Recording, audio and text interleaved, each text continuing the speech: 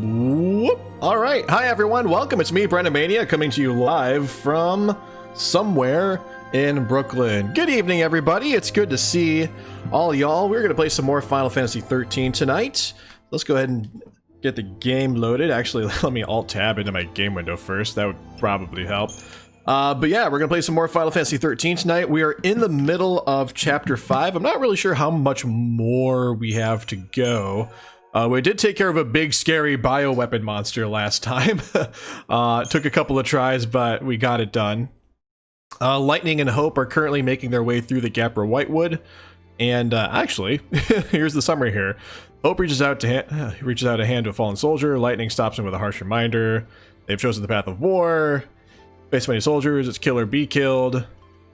Lightning teaches Hope a strategy for removing hesitation, decide on a goal, and forget everything else. Hope comes up with Operation Nora, named after his dead mother. The means by which he will exact vengeance on Snow. Oh, that's right. And Lightning, like, gave Hope, like, the dagger that Sarah gave Lightning for her birthday. And Hope is going to use that dagger to stab Snow. It's rather poetic in a way, so there is that. But yeah, so let's see. Lightning soon realizes her mistake. Her lecture to abandon compassion was intended as a warning against the hesitation she fears will be his undoing. But he has clearly interpreted it as a cue to hurl himself headlong into harm's way. Oh, goodness. Hope, you silly, silly child. Regretting her words, Lightning continues on through the Whitewood. So that's where we are. That's where we are this evening. All right. So let's carry on. Maintenance exit. So hopefully that means we're almost out of the Gapper Whitewood and finally back to Palampolum. I say back to as if we've been there before. Getting to Palampolum, which is Hope's hometown, and his father should still be there. Actually, hold on. Have I? Let's go to the menu real quick. I don't know if I have any. I do have a lot of Christogen's points to spend, actually, because we just finished a boss fight last time, and I just saved it and ended it there. Oh, that's right, and the Crystarium has, like, expanded again. So your characters can now develop further. Let's see. So let's see. So Lightning now can do all the Commando level 2 stuff. So that's cool. So she has another ability to learn. Ravager, another ability to learn as well. Still filling out Medic for her. So I'm actually wondering if I want to fill out Medic first and then start filling out Commando and Ravager, or if I should just go for Commando and Ravager first and then worry about Medic later. Goodness. You know what? I'm gonna go with Commando. Because there's gonna be a point where I can't go any further on Commando anyway, so I'm just gonna go ahead and like max out Commando first. Do that. See how far along we get. Oh, we didn't quite make it to Smite, but we're almost at Smite. Cool. And actually, just a little bit more Christogen points, we'll have Commando maxed out anyway, so I'm fine with that decision. All right, and then as for Hope. All right, so Hope still has some more abilities to learn on the Ravager. Has some new abilities to learn on the Ravager track, a couple. No more abilities to learn on Medic, so I'm gonna leave that alone for a sec, I think. We're almost done filling out Synergist too, but I think I'd rather go for the new abilities on Ravager first, so let's do that. Thundara! Perfect. Ooh, and Watera. Okay, cool. So that's the abilities he's gonna learn from the new Ravager. Level. So I'm fine with just keeping it there. Actually, I have no choice because he only has 6 Christogen points left. So I say that as if I had options. All right. Now let's carry on. What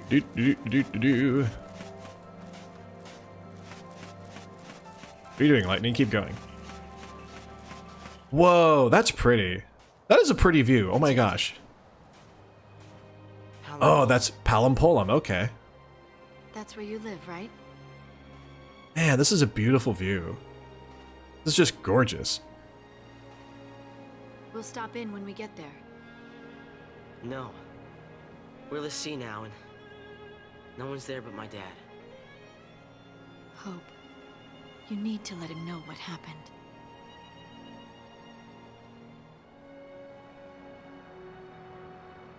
Gosh, that's beautiful. I can't get over how beautiful that is.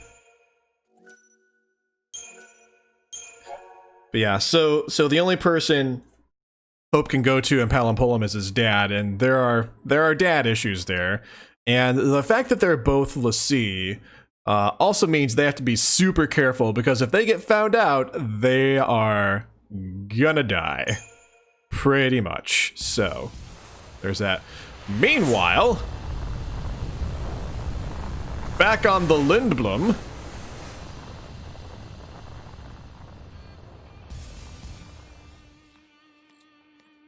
Okay, time to hunt some fal'cie. So what, we find him and that's that? Don't get all hot and bothered. I really wonder why Fang's, like, fal'cie tattoo is all scabbed over. Am I doing the right thing? It doesn't look like the other fal'cie markings. Oh, hello, hi. What are you?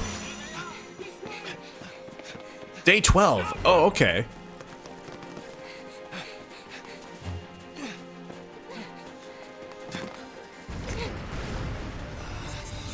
So this is the day before the purge. I'm guessing the, oh, is that Psycom or Guardian Core? I can't tell which one is which, but... Hey, Seth, how's it going? Happy Tuesday to you. But either way, it looks like they found out Sarah's a fal'cie, and they're trying to bring her in.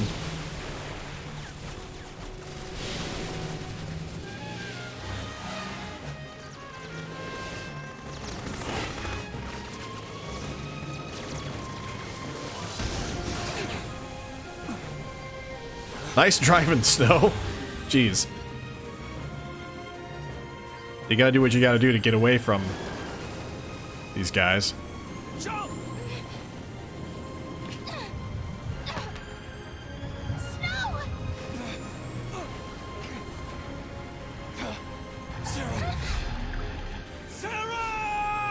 Oh, so is this how she ended up in the Pulse Vestige? When we saw her earlier in the game? Like, this is like the day before the game begins. And we found Sarah inside the Pulse Vestige. Well, that would be how Snow knew to go there to get her, and that would be how Lightning knew to go there to get her too, so.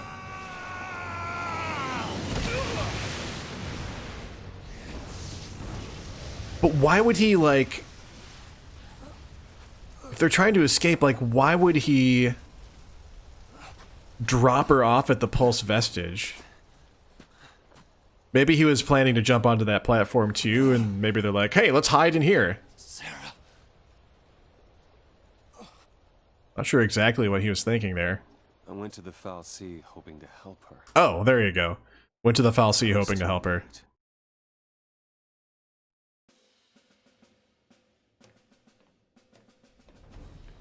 Ow! Yeah, hit him on the head. Hard-headed, but That was ow.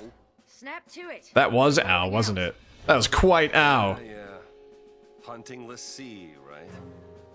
This is our chance. Do not let the fal'cie escape. Move out.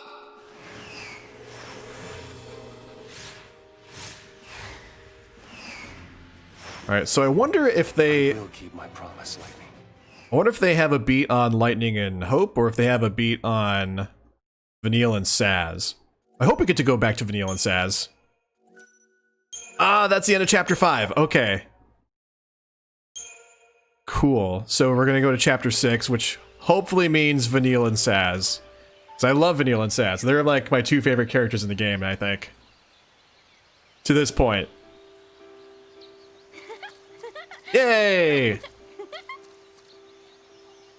I'm just gonna call them father-daughter, because Sazh is definitely the dad in this game. The Sunleth Waterscape.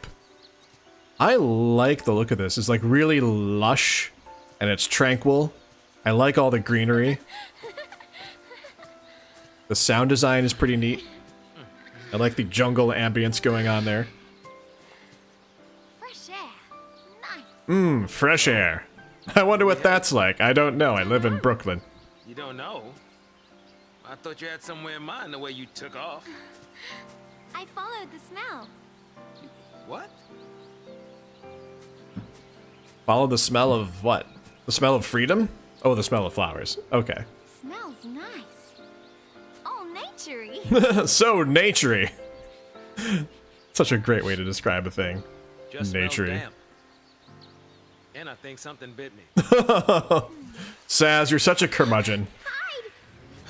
Yes, the smell of Fruit Loops, indeed, Dave. Scott, Also, hi, Dave. Happy Tuesday. closest city that way is Palampolam. That is not good. I wonder if those two. Oh, dear. Okay. Well, I guess that answers that question from earlier. They have a beat on Lightning and Hope. So they're going to Palampolam. Right now, what can we do?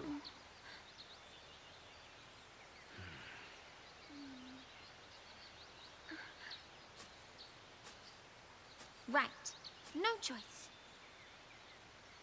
We run the other way. Run the other way. That's the coward's way.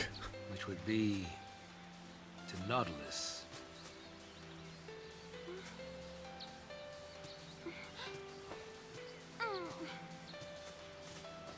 I guess we're going to As we Nautilus. set off, it was like he'd forgotten that I was still there. I might do something actually that's important to the story tonight. That's good to know. We want to get to Nautilus. The road's through here. Alright, let's save first. Just to make sure I don't forget to save. Sometimes I do. And then I actually want to see about upgrading some stuff first. Let's see. Who's equipped with what currently? Alright, so Sazh has the Vega 42S. Let's go ahead and upgrade that. Oh, I really like this track. This is like a more upbeat version of the main theme. I'm just gonna dance to this. Dance to this now. In my shoulder bobbing way of dancing. Oh my goodness. Let's see. Turbojet.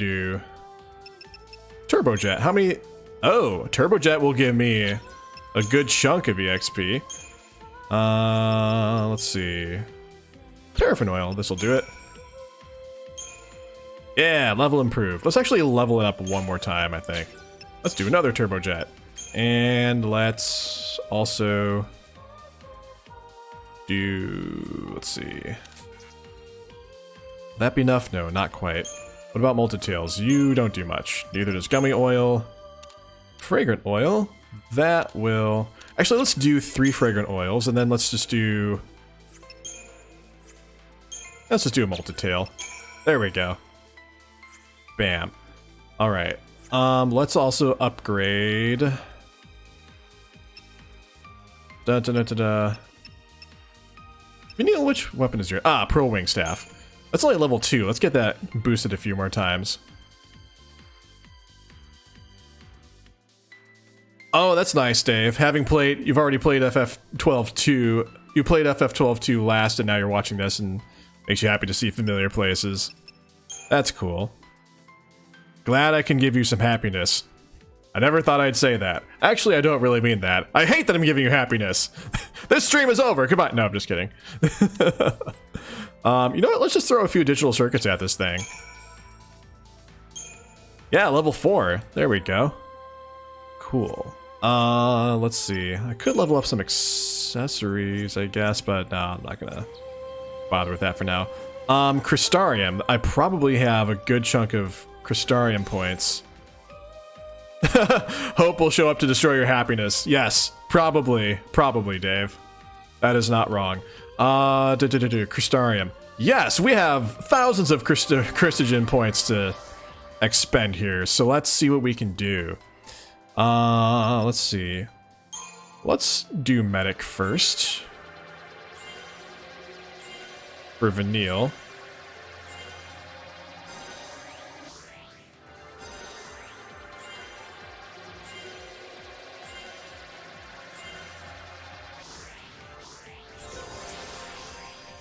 Alright, gained a level as a medic. Yeah. Alright, and that took like almost 3,000 of those Christian points, but I am perfectly happy with that. Let's work on Ravager next. So you can at least get those abilities that are still there.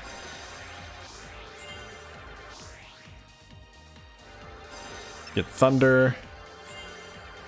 Get Overwhelmed. There we go. So let's see. Oh, there's one more Ravager ability to get to. We can do that. There we go. Fira. However it's pronounced. Let's see. Let's go over to Saboteur real quick and see if there's any more abilities we can get to. That's probably not going to happen, actually. Because that's all the way up here. So it's going to take a while to get to the Saboteur stuff. Anything I really want right now? Nah. Poison and Quake, I can wait for those. Alright. Let's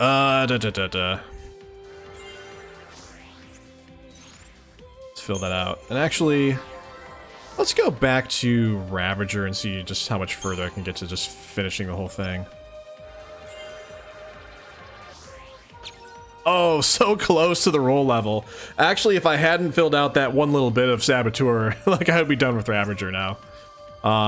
That is honestly okay, though. Fine with that. Sazh, what about you, Sazh and Dajh? What do you got going on, buddy? Let's see. Oh, you're new to Commando, completely new to Commando. Well, maybe what I'll want to do is... Actually, let's do this. First, let's get that last Ravager ability, if we can.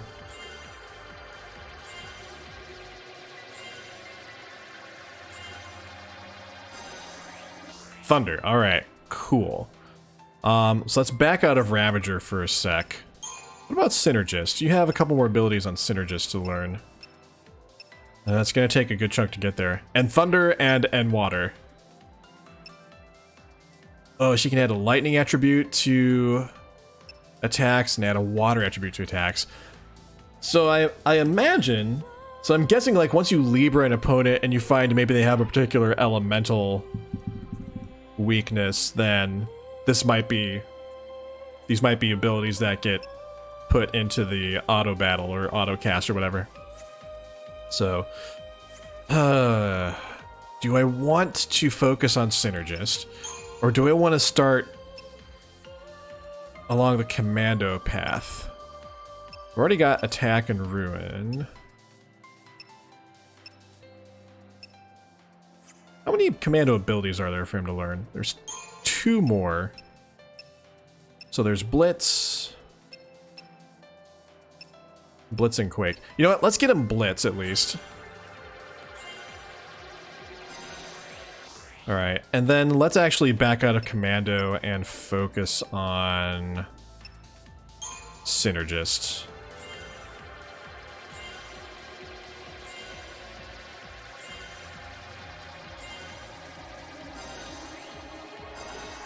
Oh, snap. Okay, so we got those Synergist abilities. There's still a few hundred more Christogen points to do, so let's actually go back to Commando and see how much further along we can get there. Alright, cool. Okay, pretty happy with that. Check the data log and see if there's any more lore here. Let's see. Oh, locales, let's check that first, because we are in a new place, the Sunleth Waterscape. What can we find out about the Sunleth Waterscape? Off limits to civilians, this unusual nature reservation is often visited by Sanctum officials engaged in ecological field studies. Research into the local ecosystem is conducted via climate control mechanisms installed in the area. These mechanisms provide direct access to the fal'cie in charge of manipulating weather conditions. Interesting. Thirsty. I'm thirsty, y'all.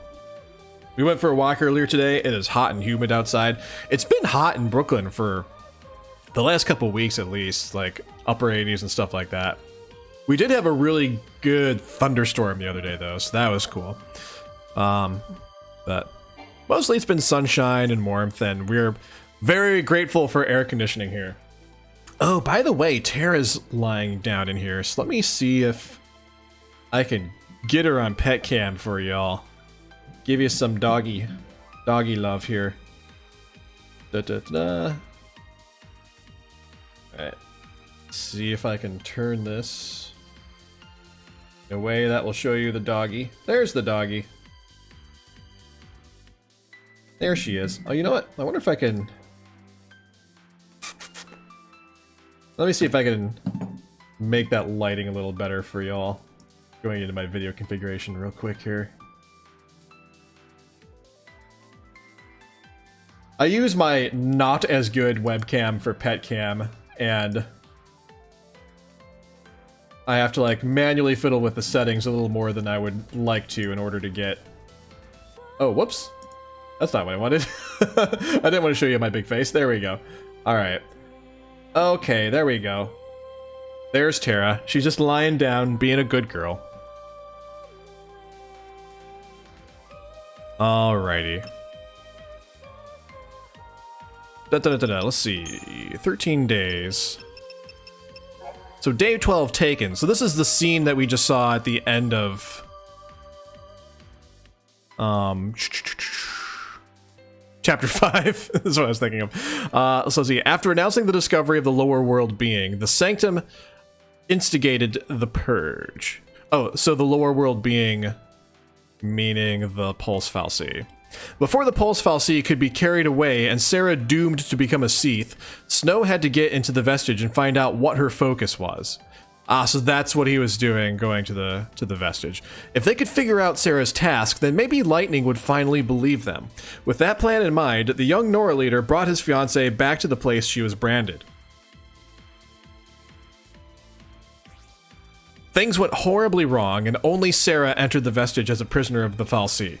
Snow explained the situation to Lightning before rushing off to rescue his future wife. And that sets up what we saw at the beginning of the game. Cool. I wonder if the fal'cie nuke cocoons hurricanes. Who's to say, Dave? Maybe they do, maybe they don't. Because we all know that nuking hurricanes is the smart way to do things. Alright, let me actually...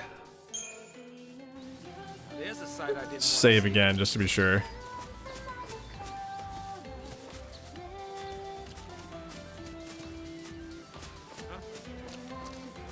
Okay. Oh, we got some new friends here. They look like very angry red bell peppers. With faces. Should I just charge right in? Let's just charge right in. Oh, they're making like goopy blobby sounds. What are these things? No daydreaming now. What are these mutated red bell peppers? Ah, Flandragoras. Very good. Flandragoras. Let's check out their stuff here. So weak against fire. Oh, you know what I didn't do? I didn't like set up my paradigm, so I'll need to do that when I get out of this battle here. But that's okay, because I Libred them. Vanille knows to just go ahead and cast fire all the time, basically. Oh, we staggered that thing pretty quickly. That's good.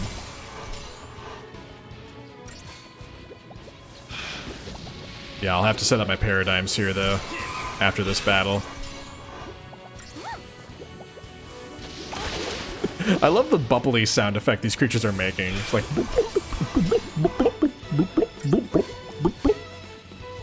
That was a poor imitation, but I did my best.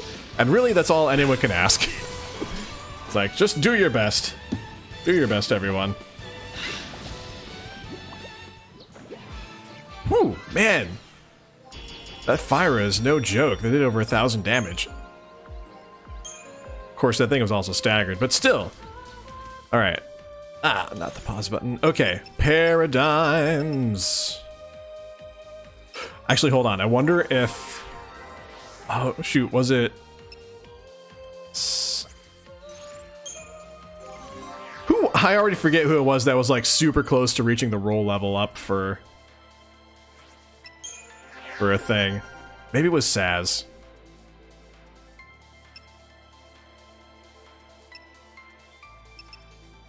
No, it was Vanille. Hey, DJ, how's it going? Certain portions of Florida are big on nuking and or shooting hurricanes. So is Florida resident. Oh, fabulous. Maybe it was Vanille, actually. That was like super close to getting a roll level. Yeah, that's what it was, actually. There we go. Gained a level as a Ravager. Alright. Spending those last 30 Christogen points to get that. Oh, wait. But paradigms, though. That's the whole reason I went into the menu in the first place. Oh, Terra's leaving. Terra, where you going, girl? Well, you can still see her tail. Part of her tail, at least. Hey, boo-boo. What you doing? What you doing? Hi. You want love and attention and all those things? Oh, hi, girl. This is a good dog. Oh, her face is just off camera and you can't really see it. Oh, goodness. Alright, well, since Terra is sadly leaving us, say goodbye to Pet Cam for now. Alright, anywho, so let's customize our paradigms, shall we? Let's see. So we've got Slash and Burn. That's a good attacking paradigm. Let's see. War and Peace, that's a good healing, but not everybody healing paradigm. Let's see, Tide Turner. Oh yeah, so this is buffing and debuffing at the same time. Dual casting, let's put dual casting up here. Because that'll be good for staggering once Slash and Burn does its job for a bit on tougher enemies.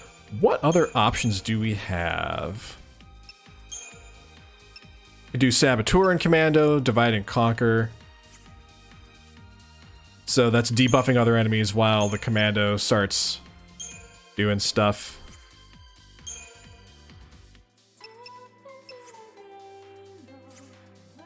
Maybe Medic and Synergist, actually. That'd be like a totally healing and buffing paradigm as well. Symbiosis, yeah, there we go. And then let's put these here. Alright. Cool, so got 2 healing paradigms. A couple of debuffing paradigms and a couple of attack paradigms. Alright, cool. I'm fine with that. I'm fine with how that's set up. Is it the best? I don't know. But I'm going with it. Alright, let's carry on. All this dampness is damp. The dampness is damp. Yes, very good, Sazh. Dampness. Alright. Hedge frogs? Sonic the Hedgehog. Now you're talking. Wow, why am I even bothering to Libra? Like, by the time I picked the Libra command, 2 of them were already dead. I'm tougher than you thought, huh? Tougher than I thought, indeed. They died quickly. Ooh, mysterious fluid. So mysterious. So Well, I fluid? guess this is better than homicidal scorpion robots and mountains of trash. Good observation, Sazh. This does slightly beat You know, homicidal robot scorpions minus all the and mountains of trash. Is there a treasure back here? Or is this just an optional way of going? Do I have... Does this come around to the same place? kill it when you need it. If it comes back around, I'll probably just do a lap anyway. Yes, and Pantherons. So many Pantherons. Pantherons and other things. My autobiography. Pantherons and other things.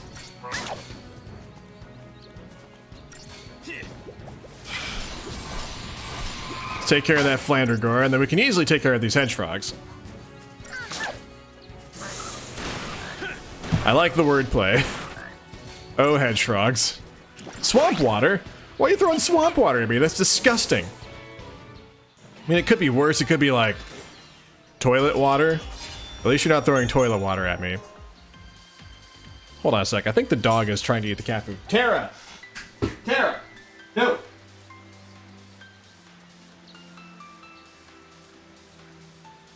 I fed the cats before stream. Hi! And Tara just came right over to me and sat down. And she's looking at me like, what? What'd I do?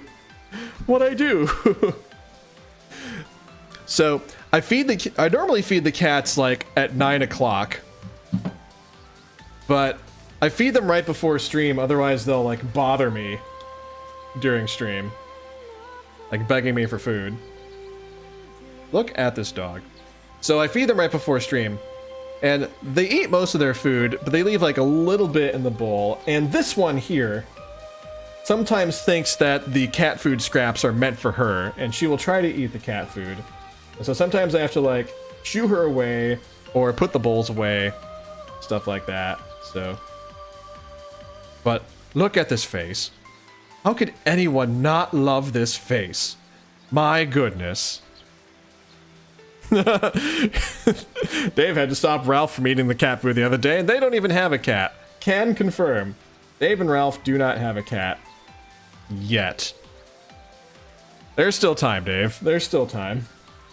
There's still, what, a few days or something like that? I don't know when Ralph is moving, but... Hi, Bobo. Hi, girl. Sorry, the stream is now just me petting the dog. Alright, I'll carry on playing this game. Vanille is just standing there waiting, like, patiently or impatiently for me to finish petting my dog. Alright, I'm done, I swear. I am done petting the dog. For now. For now. Woo! Let's parkour our way to victory. Actually, I don't think this is gonna loop back around like I thought it might, so let's head back and go check out this other direction. First, because I'm a bit of a completionist.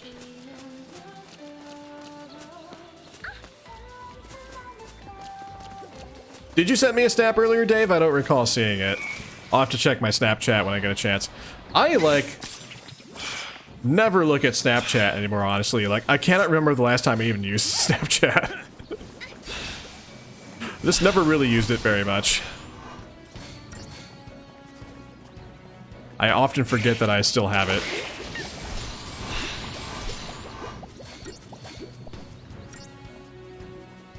Alright, Flandragoras.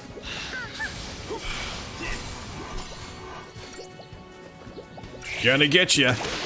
I'm gonna get you. Woo! Stagger.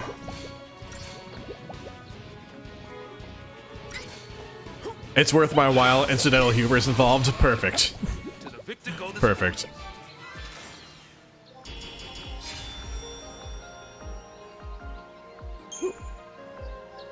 Vibrant Ooze.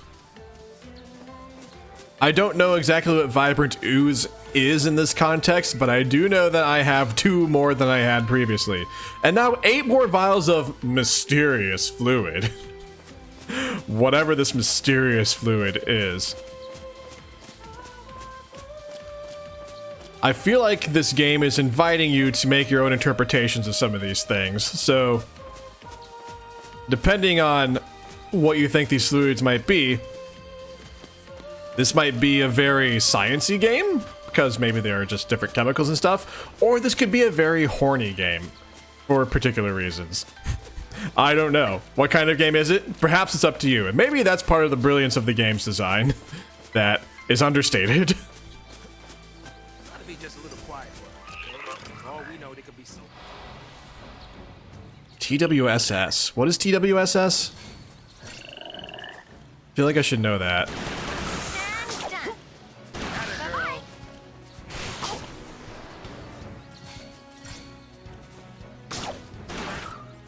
But now I'm trying to think of, like, Vibrant Ooze immediately made me think of Teenage Mutant Ninja Turtles 2, Secret of the Ooze. And I'm trying to think of... Oh, That's What She Said? I have never seen That's What She Said abbreviated like that. So, it makes sense, though. But yeah, I'm thinking of Secret of the Ooze, and I'm trying to remember the name of the corporation that made the ooze. Oh, TGRI. It's TGRI. I just remembered. So I don't know if it's a TWSS candidate, but it's certainly a TGRI candidate. Yes, I remembered it before Dave told me. I feel good about myself. I hear a cat somewhere in here.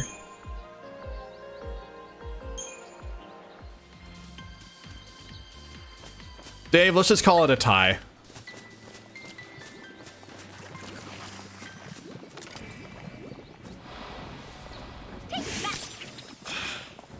I'll get you with my fishing rod. What I assume is a fishing rod, because it sure acts like a fishing rod. It's a very weird looking fishing rod. I'm just gonna say Vanille's job class is Fisher. She seems like she should be like the white mage of the game, or like some other healer class, but I'm gonna say she's a Fisher. She is actually a gathering class.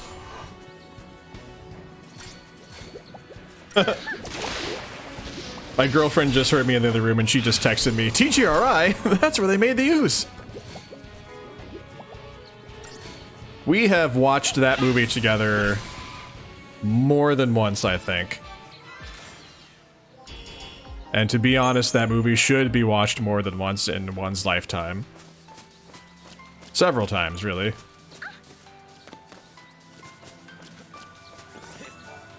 Treasure! Yar. A belladonna wand? Ooh.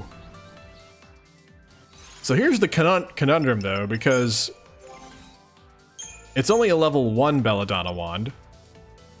Oh, but it has a improved debuffing. Oh, man. I think I want the improved debuffing, though. Let's, So here's what I need to do. I'm gonna equip the belladonna wand, but I'm gonna want to level it back up to, like, at least level 4. The next time I get a chance. Which is right now, actually. Hey, alright. Alright, let's upgrade the belladonna wand.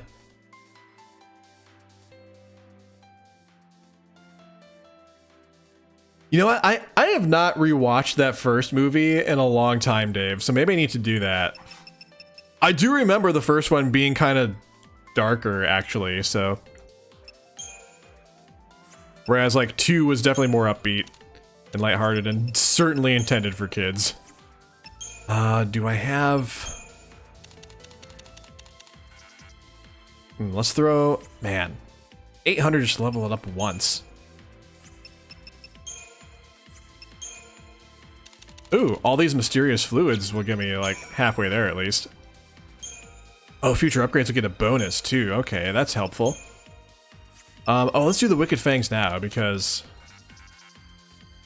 that'll get me a little bit closer. Ooh, double! Alright. What would be good now? I don't have anything. Oh, digital circuit. Let's do that.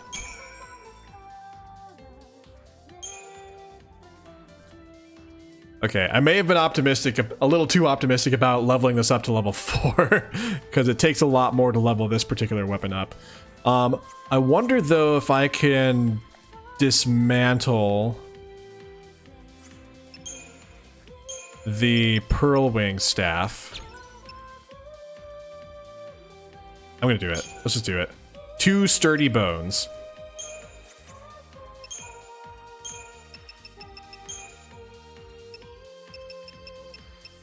Sturdy bones. What does that do for me? That only does 160 though. I'm kind of disappointed that like the dismantling doesn't give me like more because I just put like so much into it. You know what? I'm just gonna go for leveling this thing up one more time. Ooh, ×3? Ooh. Alright, alright. No, I've never really gone like on a upgrading binge before when I played this game. Just like, let's throw everything I have at it. Okay, so I've got the triple bonus again. Let's throw all this fragrant oil at it. Alright, it's still a ×3 bonus.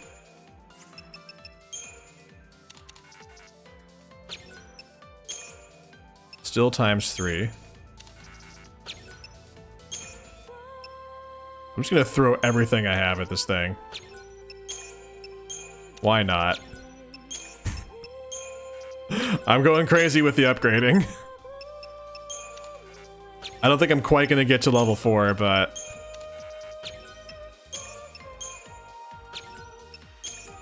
So close, though. Like, I'm only 68 off from that, so... Actually, I wonder if... Oh, maybe there's something else I can dismantle, though. Do you have any other... Yeah, let's dismantle the binding rod.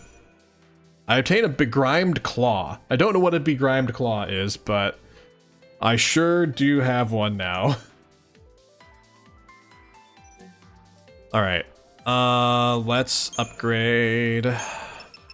our Belladonna wand with a single begrimed claw, which only gives me 15 closer. Do I have, like, accessories I can dismantle? Nah, I don't feel good about dismantling any of those. Do I want to dismantle the Gladius? I'm not going to dismantle the Gladius. Alright, well, I'll get enough, like, random items soon enough to finish leveling that up to level 4, but... I feel good about what I've accomplished today.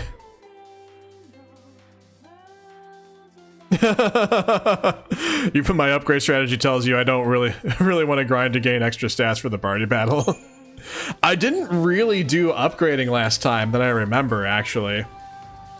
Like, I feel like last time I was like, I am not concerned about upgrading or something like that, but... Now I'm, like... Having played a few more games where you upgrade weapons and, like, knowing how valuable it is, I'm like, maybe I should have been doing this all along. I think also partly I was, like, hesitant to upgrade because I wanted to, like... just hang on to all the random scrap I was getting until, like, there was a time when I needed it. When really, I'm kind of wondering now if there's not really much value into, like, hanging on to all of your random scrap. Like, if it's meant to upgrade stuff, just, like, throw it into upgrading stuff, I guess. Although, I suppose the only downside with that, as I just saw with dismantling my Pearl Wing staff, is like I don't get much back for it. So like if I throw a lot into upgrading one weapon and then I get something I prefer later on, then it's kind of a waste of everything in a sense, but yeah. You didn't upgrade because you weren't sure what the scrap would be worth and just forgot to eventually upgrade weapons at the end. That's fair. Well, let's see if upgrading stuff this time around makes more of a difference. Or any kind of difference, really. Alright. Hello, Flandragoras! Surprise! Nice to meet you. Let's have a conversation about fishing. Look at my fishing rod. It is such a fishing rod. Definitely a fishing rod that is used to catch fish. Or it's a wand that is also a fishing rod. I don't know. Who's to say, really? I'm not an expert on the subject.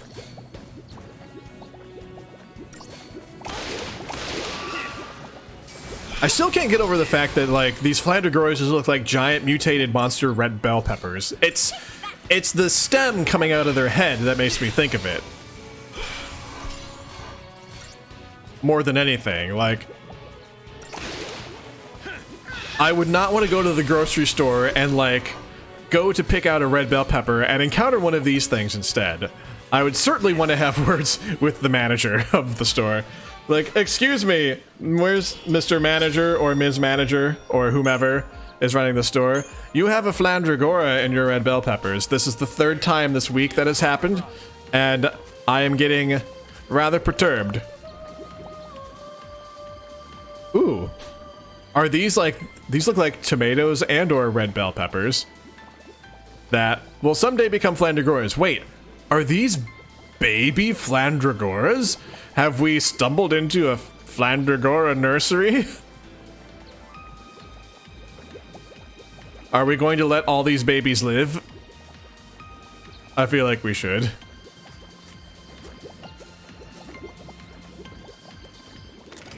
Eat them and find out. Yeah, there's really only one way to know.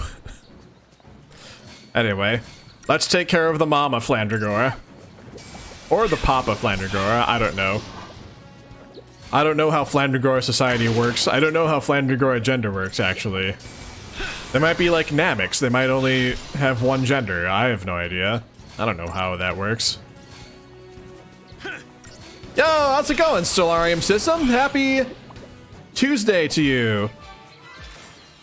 Oh, sorry. Yeah, Stellarium System. For a moment, I thought I mispronounced your name there, but I did not.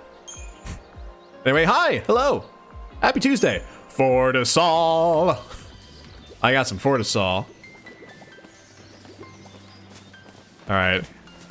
We'll leave the baby Flandragoras alone, only because the game design does not allow us to interact with them. Darn you, game programmers. Alright. 3 Flandragoras. Ah.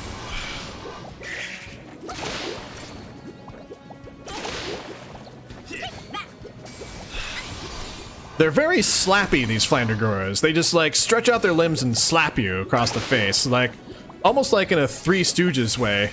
Like, wah, move it, Chowderhead. Wah, move it, Sazh. That's so silly. What am I even saying? I don't understand. I don't understand a word I'm saying, and neither should you. And if you do, you should seek help.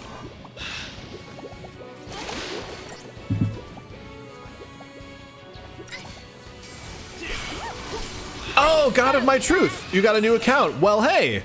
That's cool. I remember you. How's it going? How is life? And actually, that's a question for all of y'all. How is life? Oh no! Uh-oh. Follow my lead, Pops. Because we are under a pandemic, and life is certainly different these days. So I hope y'all are holding up as best as you can. Despite the fact that New York was one of the hardest hit places early on, my partner and I are both doing well, staying healthy. We both work from home, thankfully, so it has not been a huge transition for us. We were working from home full-time before this all started, so... but it's still weird because even though we were already home a lot of the time anyway, we also no longer have the option to go out anywhere, and that is definitely something that hangs over your head. Life is good and you want this game? Well, it is available on Steam, I think. Actually, with the Steam summer sale going on, I wonder if there's a discount on it, but yeah, I have attempted to play through this game a few times, and this time I mean to get through all of it. Let's go to the Crystarium real quick. Also, I just got a new weapon for Sazh too, so I want to check that out real quick as well. I'm not going to have anything to upgrade it with because I just spent all of my upgrading materials on Vanille, so there's that. Let's see. We have to finish out Ravager? No, because that's all full. You got the 10 remaster on sale, Dave? That's cool. Hey, Deadpan, how's it going? Bread, no, me, neat. Happy Tuesday, friend. All right. Let's see. And Sazh and Dajh. I really like Saz's profile picture here. Like, it's really like.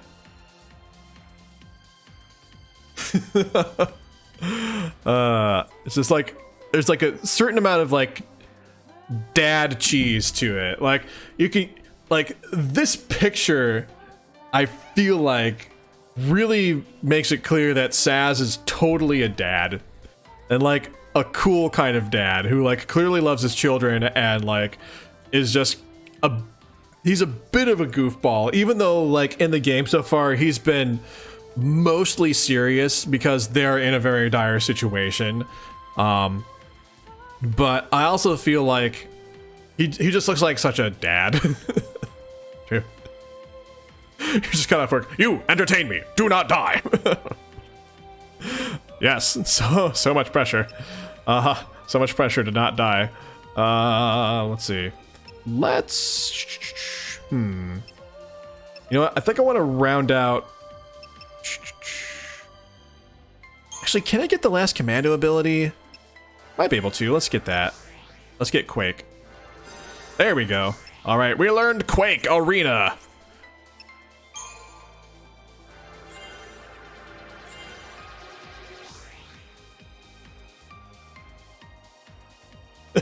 Yeah, in any other situation, Sazh would be solid comic relief. That's probably true. Woo. Oh, yeah, DJ, I just saw your comment about, we here in Florida have duly requested that New York hold our beer. Yeah, I think I saw the news that, like, Florida State University is gonna have in-person classes. Actually, what state, was it Florida that just said that, like, all schools are gonna have to be open? Which state was that? I just saw that news today. I think it was today. I don't know. Today was like another long year in the news, so good lord. Oh, I'm glad that you've been able to work from home though, DJ. That makes day drinking so much less of a hassle.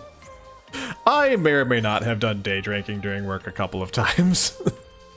The both of us, really. But that'll be our little secret. You have to open schools in August. Ugh. I have feelings about that, and they're mostly anger. So I'm just going to try and focus on playing this game instead. Gremlins! We have not encountered gremlins yet, I don't think. So actually we might want to Libra these. Although we already took one out. But let's just be thorough here. Now you're talking. No, they're so cute. It's a shame we had to kill them. I think you're right, DJ. That is a few weeks away. Yeah, Stellarium, the pandemic is still very much a thing here. Much to the dismay of many of us. I will say for my part, like, the both of us really, my partner and I, we've been good about wearing our masks every time we go outside. I think that's what's helped us stay healthy. I mean, for all we know, like, either of us could have been infected and be asymptomatic and, like, not even know that we had it, so neither of us have been tested yet. I'm hoping I can get tested soon. Actually, testing is pretty widely available in the city, so I should try to get tested soon just to, like, see if I, like, have it or had it at some point, like with the antibody test, but like, we could have been carrying it at some point, like, not even known that we were, so, but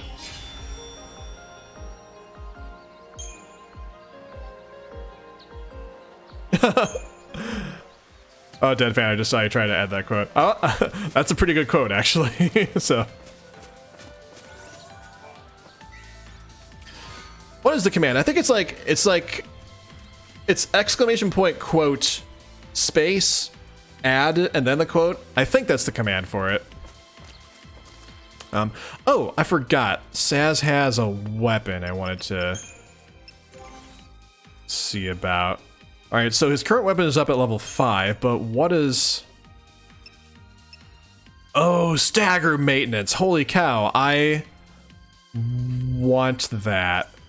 It's gonna drop his strength and magic some, but it's gonna be worth it for the stagger maintenance, I think.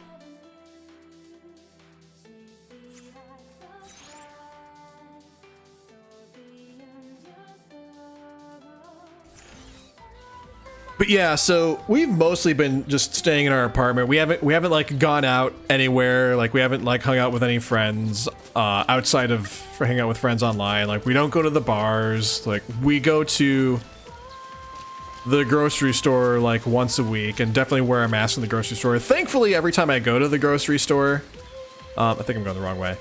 Thankfully, every time I go to the grocery store, pretty much everyone there is doing social distancing and wearing masks and stuff like that, so I've felt pretty safe going there. Oh man, this is beautiful. This game has just such beautiful vistas. Like we saw one at the end of chapter 5 when Any family? they got to Palampolum, and like this is really beautiful too. Oh, Sazh is talking about his son. So you're married? I was, yeah. You and me both, Sazh. Get you home. Your son needs you.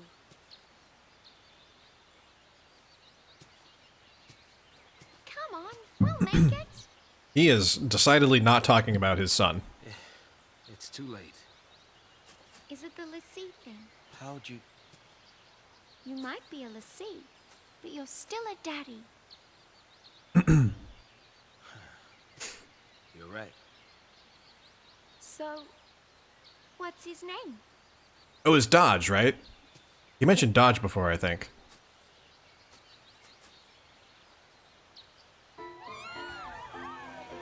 Oh, we're flashing back to day 11 again.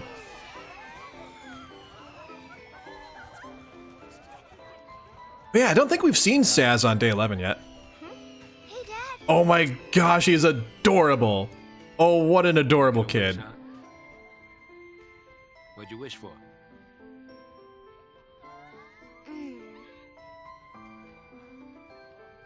Well, you're never happy. You never smile. So here's what I wished. I wish that you'd cheer up and be like your old self again.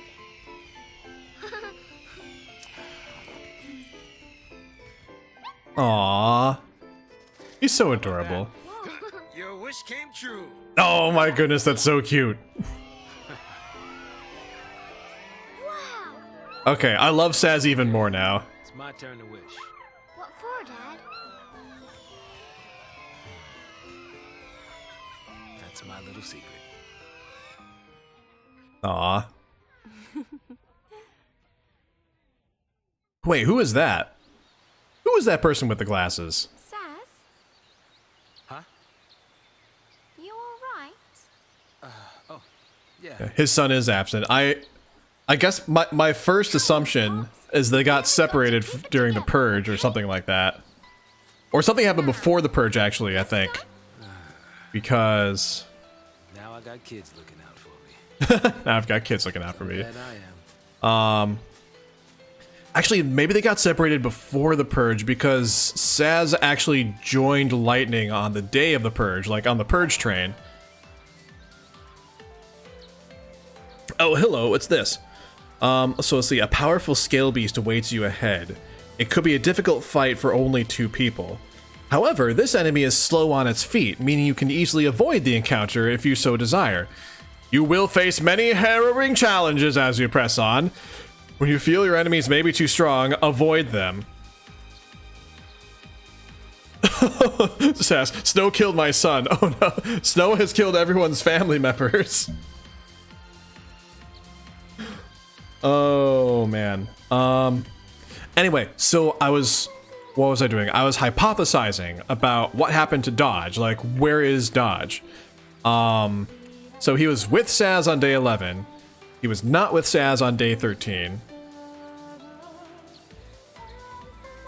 So something must have happened that caused them to get separated within those 2 days, and I'm guessing it must be related to the purge, because like the purge is like the thing that was happening in Bodham at that time. So something must have happened along those lines. And also, who was that woman at the end who was like smiling at them? So many questions.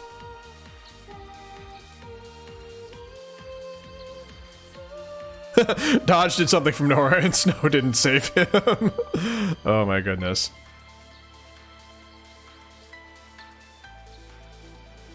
You made a high-pitched squeal noise when the baby bird landed on his head, DJ. That's nice. Can't wait for the flashback where we see his son dying horribly. Oh no. Anyway, so basically what I'm getting from this primer here is the game is telling me to be a coward, basically. That's what I'm getting out of this. Oh, the data log's updated. Probably with the scene that we just saw. Oh, wait. Well, it's not showing up as new. It's not even logged in here at all. That's weird.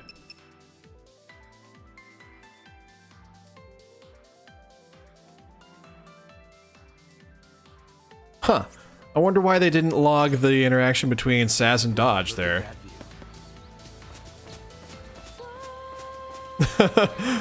Dave, I'm pretty sure Hope killed Dajh. Oh my gosh. We give Hope so much crap. Do I have anything to upgrade with? Because I want to see if I can upgrade the Procyon. Or if it's French, like Procyon. Oh gosh, 1500 to level up. Yeah, we're not gonna level it up now. We're gonna wait to upgrade things for a while, I think. Oh, whoops. Yes, create new save data. There we go. Chapter 6, A Wish for Daddy. Oh my goodness. I know someone who would love to be seeing all of this. Oh, his family. Like, we also don't know the story with, like, his wife, too. Like, we don't know why he's not married anymore. Like, we don't know why his son's not with him. We don't know where his wife / ex-wife is, like what the story is there. And let's flee from these things, because the game told us we should probably be cowards right now. I could try fighting one of them just to see what happens. Probably will get crushed, but... Actually, you know what? We just saved, so... Why not try it for fun? Oh, but I don't have any Decepticol left, so I won't be able to get the jump on him. Now's no time to be taken in the scene. Even a fugitive's gotta catch him. Let's just try it for fun. Yep, I just want to see how OP the Scale Beast is. Alright, let's Libra first. Alright, what's the deal? Let's see. Wow, immune to a couple types of magic and halves magic damage on other things. Stagger point 115%. Oh boy, 10 billion hit points. Actually, yeah, that's 37,000 plus hit points. My goodness. Well, let's just see what happens.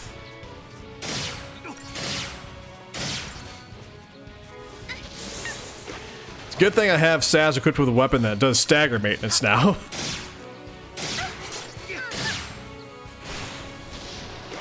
Uh-oh, we having trouble with, is anyone else having trouble with the stream right now? If I were not in the middle of a battle, I would be checking Streamlabs OBS.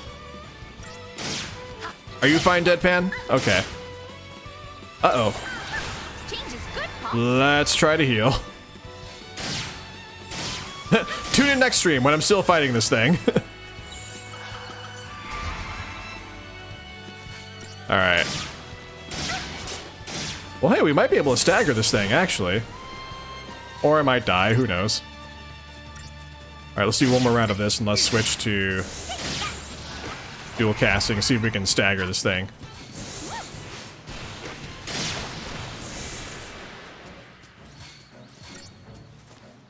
Oh geez, it's coming in. Let's actually do War and Peace real quick, just so that... Oh, nope, nope. I was too late on the healing. Vanille went down. Oops. Well. Alright, well.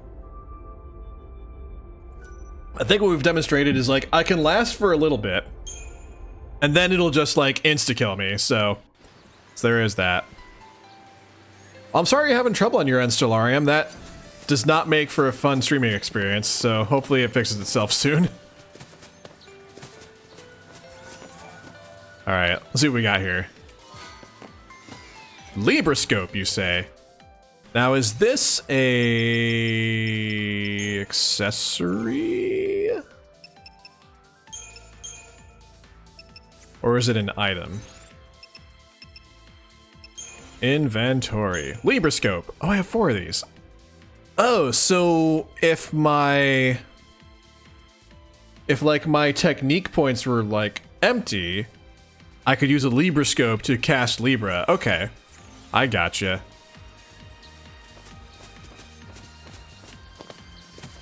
I'm picking up what you're putting down, game.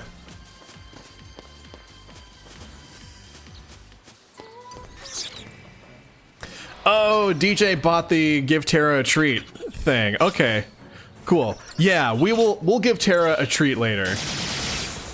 She is snoozing rather peacefully right now, but thanks for letting me know, DJ. We'll keep that in the queue for now, and then when we get a chance later, we will make sure Tara gets her treat. She will appreciate that. In fact, maybe that's how we'll end stream tonight. At the end of stream, we will give Tara a treat. Oh, look at that dog. She's just snoozing so peacefully. She went for a long walk this afternoon. We've been taking Tara for, like, pretty long walks in the hot weather in the late afternoon when we're about done with work. And she is exhausted when she gets back. So we've been doing a good job of keeping her happy and worn out. Tired dog is a happy dog, as they say.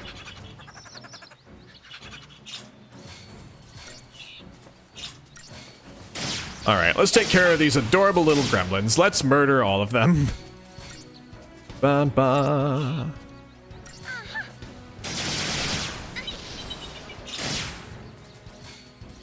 Man, nice weapon, Sazh.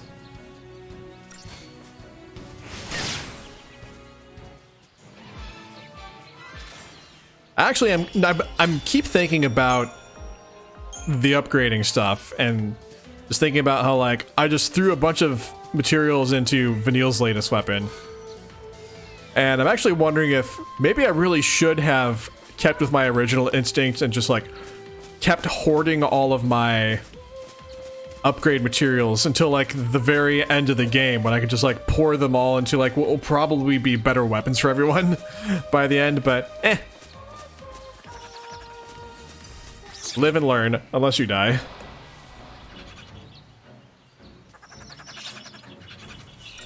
Tara is a very good dog, and she is my best friend. Bye-bye. Sorry, Dave.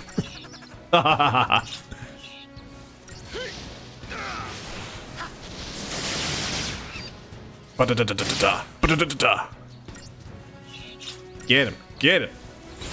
You know what? I'm gonna switch to. I'm actually gonna switch symbiosis real quick, because oh holy crap, Vanille, cure yourself. Good lord.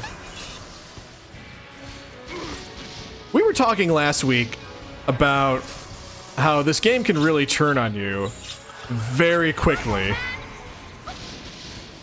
and it happened like I remember it happened during the boss fight last time. Actually, like we were talking about how like you can't be too cautious in this game.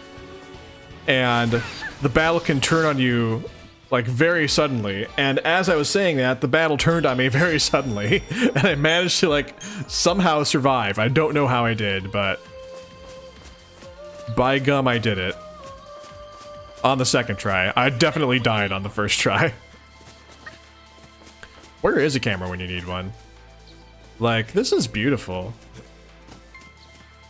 I really love what's really cool about this scenery and just like the physical structure of Cocoon is because it's like the inside of a sphere. You can like look up into the sky, but also see like other land masses up in the sky because of the curvature of the sphere. You're gonna like it's like looking up and like seeing the ceiling because everything is encased. So I'm like looking up in the sky and noticing like there's discernible land masses like off in the distance up in what looks like the sky. And I think it's just like a really cool touch that I don't think I really stopped to notice and appreciate about this game before. But like, I'm so glad that we got out of like the Cocoon lowlands and the Vile Peaks and all that stuff. And now we're into like more beautiful areas. Like, it's beautiful. Oh, I did the same thing, Deadpan. I actually got through that part of the game last Friday, I think. I'm currently in Wall Market right now. Yeah, Remake is also just so gorgeous. Like, my gosh. The detail they put into that game is just amazing. That's true, Dave. Their COVID cases probably are low in the Vile Peaks.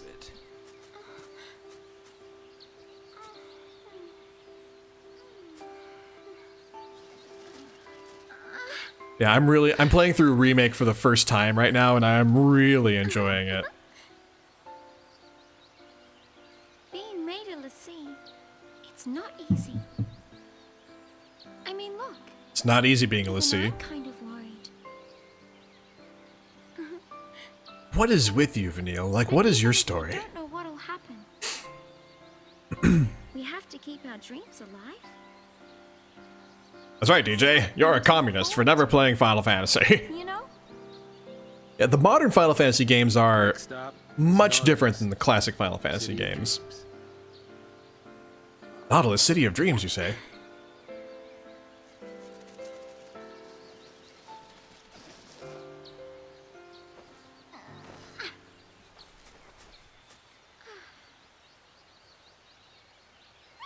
Like, I really want to know what is Vanille's story.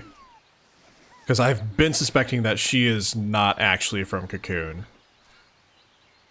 So I want to know what is her deal, why is she on Cocoon, and what is she trying to do? That's a good question, Deadpan. It's like, I think in my brain, Final Fantasy X is kind of like the early modern section. Yeah, for me, yeah, I think Dave has a good description of it. It's kind of a blend of both. I think the demarcation point between classic Final Fantasy and modern Final Fantasy is Final Fantasy X. Because I feel like that's when, so 7, 8, and 9 like graphically are different from like 1 through 6, very much so, but they still have a lot of the same mechanics as the classic games. Like, there's like overworld maps. You use airships for fast travel. People have to level up and learn spells, and like the battle system is like really, really similar from game to game. But I think 10 is where the series really starts to diverge from the mechanics of the previous games. Like, the battle system in 10, it's still turn-based, but there's different strategy to it, and it's kind of presented differently. And then 10 also introduces the idea of like gaining ability points and allotting them. Well, I shouldn't actually say it introduces that. That might not be correct, because I haven't played all of the classic Final Fantasy games, so I don't know how they work. So I shouldn't make that claim. But there's like the sphere grid, and yeah, it does get like kind of more linear in terms of story. That's a good point, Dave. And also like doing away with the overworld map as well. So there's all that, and then like, you know, voice acting is another hallmark of like the modern Final Fantasy games as well. But yeah, I would say 10 is like where it starts to really verge more into the modern games. And like going from like, when you go from like 10 to 12 to 13, and I've played 14 and then 15, like there are really stark differences from game to game. Starting from 10, and like 10 too also was like even really different from 10 in terms of the battle system as well. Or like at least in terms of like the different job classes and stuff like that. But I would say classic Final Fantasy to me is like 1 through 9, because they're by and large mechanically the same game with like minor differences. But then like 10 all the way up to where we are today I think each successive game in the series has like been more and more different from the last. And I guess maybe that's part of what I think defines like the modern games versus the classic games. I don't know. I got off on a tangent there because I was also kind of like thinking out loud about like, what do I mean by modern versus classic? But, oh, and thank you for the hydrates, Delarium. I really needed to take a drink of water after talking about what do I think makes a Final Fantasy game modern versus classic. And I'm certainly not suggesting that's like the authoritative way to look at it. That's simply my opinion. And it's not the most polished opinion either, but that's just how I think. Yeah, they do really, I think they do get pretty experimental post 12. Actually, I feel like 12 though, Deadpan, was really, like to me it was really experimental. I never played Final Fantasy XI, so I don't have a basis for comparison of like what is the leap from 10 to 11 and 11 to 12 in terms of gameplay, but like 12 felt a lot like playing an MMO without it actually being an MMO in a weird way. I don't know if that makes sense or not, but I just experienced thought vomit live on stream.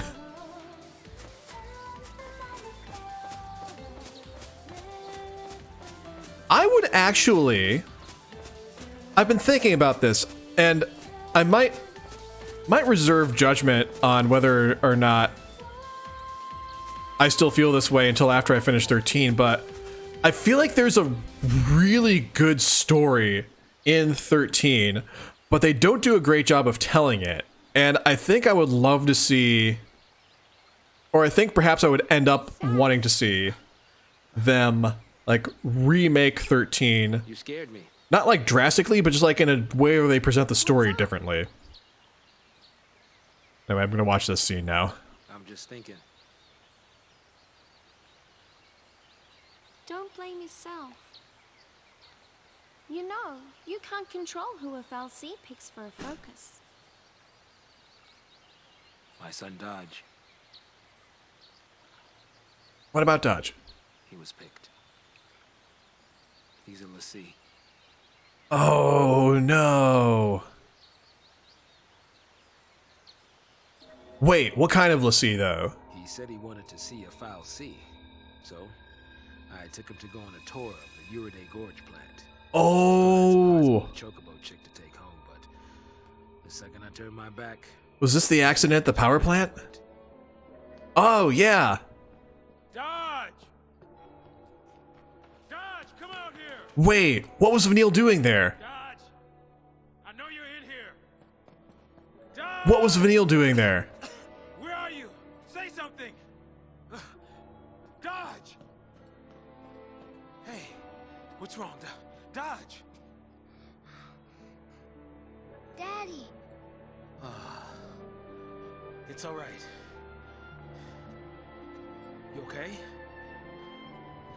You're not hurt, are you? What's that? Apparently, those post-fal'cie had snuck in and tried to attack the Sanctum fal'cie. It did the only thing it could and made Dajh a fal'cie to protect it. So Dajh is a Sanctum fal'cie? My son, he got picked by a Sanctum fal'cie. He's a hero. But we're post-fal'cie. Dajh's enemies. Oh wow. Oh my gosh, is he gonna have to fight his own son? There's that woman! Then, it was one test after another. Even then they couldn't figure out his focus. Maybe it was look for post-fal'cie, maybe it was kill him. Either way, how could a kid that young even stand Hey a Eve! chance? Happy Tuesday. Is it Eve? After he was made a Am I pronouncing that correctly? I don't want Dajh to had mispronounce your some name. way of sensing things from Pulse. He was the one who found the Pulse fal'cie. But the kid can't fight. So, that's why I put myself on the train to Purgeville. Okay, so he was going after his I son. figured his focus had to have something to do with destroying that Pulse fal'cie. Thought I could do it for him, and, well, You know the rest. If I was right about his focus, he's probably a crystal already. Of course, if he was supposed to take out that thing's fal'cie, then either we die, or he's a cie'th. Die? Really?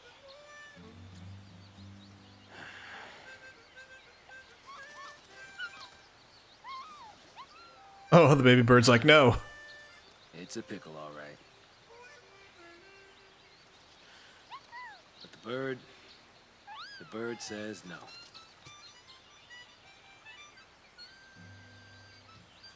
Ah, jeez.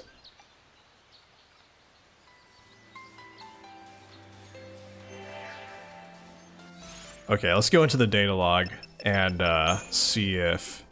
Ah, we got a few new things to look at. Let's look at the 13 days again, see if we can see that. Oh, okay, good. So they finally added the father and son entry there that we saw earlier. Okay.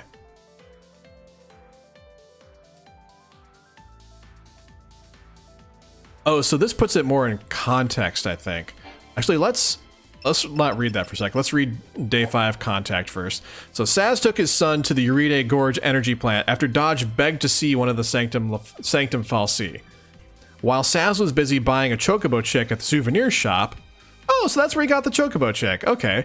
The little boy ran off to the plant alone. Moments later, a strange phenomenon rocked the building. When the panicked father rushed inside, he found his son unconscious lying on a bench. The energy plant fal'cie, Kujata, had branded Dajh with the mark of a Sanctum fal'cie.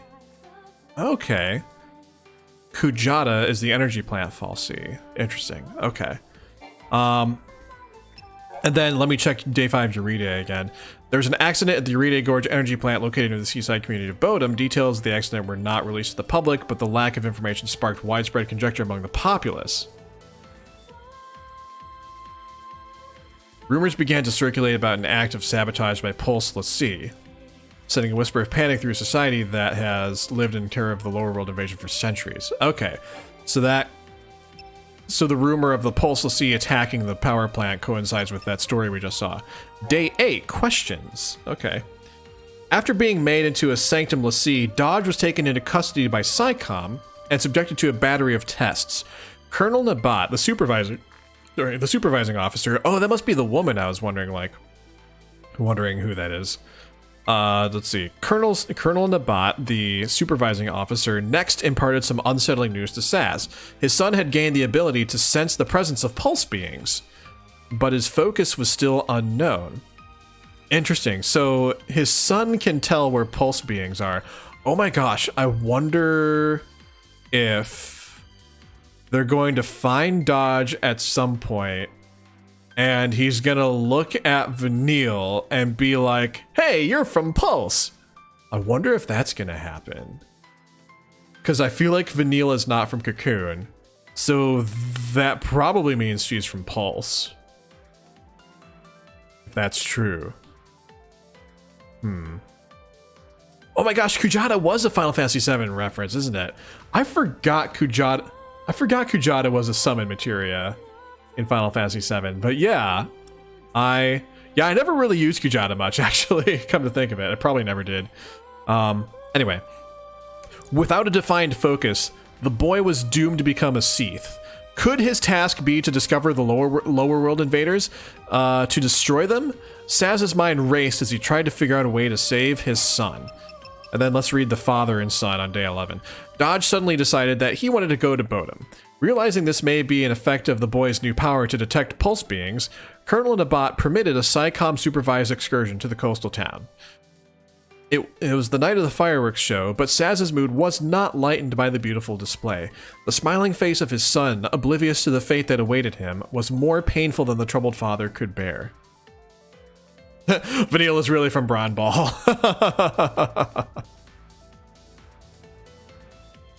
How does it end? Does the boy get turned into a monster, turn into a crystal, get lost at sea? So, oh, actually, there's more to read in the data log. I will say for a moment though, like, I don't think I fully buy the idea that there are two outcomes to being made to fal'cie. becoming a cie'th or turning into crystal. I don't fully buy that idea, and I think the only reason I'm not fully buying that is because of Fang. I know that she hasn't been introduced yet as Fang, I don't think, but I've played this game previously and I know that character is Fang. But she has a l'cie, she has the l'cie tattoo, and it's scabbed over, which makes me wonder if she somehow managed to avoid turning into a cie'th or becoming a crystal, or maybe she went through the process and came out on the other side, like one way or another. So anyway, whoa, raid, hi friends, how's it going? Thank you for the raid, Lauren. I was just sitting here speculating about the storyline of Final Fantasy XIII. But yeah, I feel like the game is really strongly presented that there are only two outcomes to being a l'cie, and neither are good, but I'm wondering if like the scabbed over l'cie tattoo on Fang's arm is indicative of like a third possibility where like you actually can maybe complete your focus or get out of your focus and go on to live a normal life. I don't know. Anyway. Anyway, hi friends, thank you for coming over. I appreciate everyone jumping over from Lauren's stream. Lauren, you're still playing 6 right now, right? Are you searching for friends? Did you find all of your friends? 3 outcomes: monster, crystal, or get hotter. All right, so there's more information about Sazh. So let's see. A trained civilian airship pilot, Sazh has been raising his son alone since the untimely passing of his wife almost 3 years ago. Okay, so that's what happened to his wife. We were wondering about that earlier. Let's see. Hey, Ampy. Yeah, it's getting good. The story kind of starts out slow, but there's stuff I'm increasingly interested in. So, let's see. His son Dajh became a Sanctum l'cie during the Euride Gorge incident. Without a clear focus, the little boy will eventually turn into a monstrous cie'th. Guessing that Dajh's task would be to destroy beings from Pulse, Sazh boards the Purge train as part of a plan to take care of the fal'cie himself. His self-appointed mission ends with him becoming a Pulse l'cie, an existence that puts him in conflict with his son's status as a Sanctum servant. Yeah, gosh, I wonder if like Sazh is gonna have to like fight his son.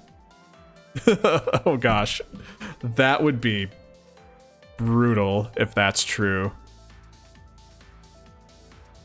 Let's see.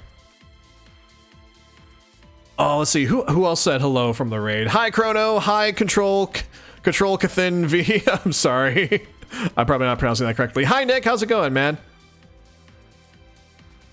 Their faces. Hey, Raid Stray Cat. Lauren wasn't feeling well. Oh, I'm sorry. I'll have to follow up with her and see how she's doing. Oh, Control C then V. Okay, gotcha. Yeah, I know it's copy and pasting. I just didn't quite catch how it was pronounced, but cool. I like that. Control C then V. I use those commands a lot. Well, I hope Lauren is doing better soon. Let's see. All right, so Sazh, who I think is increasingly my favorite character in this game, has some stuff he's dealing with. Dajh is a boy, an adorable boy, who loves his father and chocobos unconditionally. That is so cute. Though his mother passed away 3 years ago, he remains a cheerful and energetic child. When Sazh lets him out of his sight for a moment during a trip to the energy plant, Dajh is caught up in a Pulse incident that leaves him a Sanctum l'cie. Now with the ability to sense the power of Pulse origin, the little boy involuntarily discovers the fal'cie in the Bodum vestige. With his focus still unknown, Dajh faces eventual transformation into a cie'th. Alright, take care, Rage Stray Cat. Thanks for dropping by. Thanks for letting me know about Lauren, too. I'll have to check on her and see how she's doing. Alright, Jill Nabat. Ah. The woman I was wondering about, with the glasses. Jill Nabat is a PSICOM officer who graduated at the head of her class and attained the rank of colonel with unprecedented speed. As the supervisor in charge of the investigation at Euride Gorge, as well as Dajh's testing after the boy became a Sanctum l'cie, Jill is well acquainted with Sazh. She lent an ear to the distraught father and listened to all his fears and doubts. Interesting. I wonder what her motives are. I wonder if she's gonna be like a Cid from Final Fantasy XII, like, person. Oh, by the way, if y'all haven't noticed, I got pet cam turned on in the bottom, like toward the bottom right, and Terra is sprawled out on the floor taking a nap. So everyone say hi to Terra. Wait, is there more people? Oh, Chocobo Chick. Oh my gosh, Chocobo Chick has its own bio. Sazh purchased this Chocobo Chick at a stall in Euride Gorge for his son, Dajh. However, while his attention was on the transaction, Dajh ran into the energy plant and headlong into the incident that changed him into a Sanctum l'cie. Though Boy and Chick have met only once during the brief visit Sazh was allowed by Psycom and Bodum, they became fast friends. Dajh is trying to decide on what he wants to call the Chick, but for now, the Chocobo remains nameless. What is Jill's charisma? I don't know. That is a good question. All right. Let's see. All right. That's enough reading lore for now.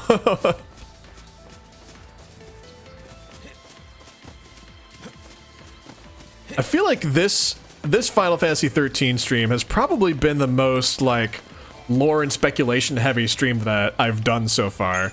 Because it really feels like we are getting into a part of the game where, like, the story is, I think, really starting to come more into focus.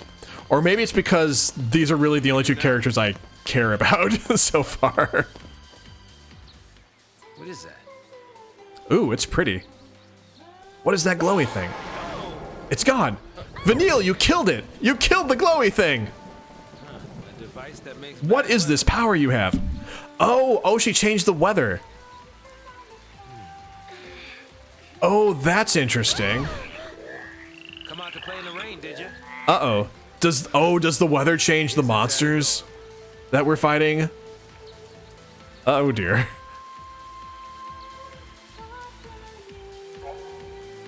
Ooh, climate control orbs. What? I can control the weather? These spheres modulate precipitation levels in the surrounding area. Certain indigenous fauna exhibit rain-shy behavior, taking cover during storms. However, inducing showers can result in encounters with otherwise elusive hydrophilic wildlife. Interesting. So, like, do I want to fight these monsters? Like, what happens if I fight these particular monsters? Do they drop things for me? Lore stuff is fun, but you know, a game is a game. Alright, first let's lever these guys. So, Stellarium, I take it you're more of a ludologist than a narratologist when it comes to video games? I'm wading into an academic debate now. Like, should we think of games from a ludological point of view or from a narratological point of view? I believe the answer is probably both.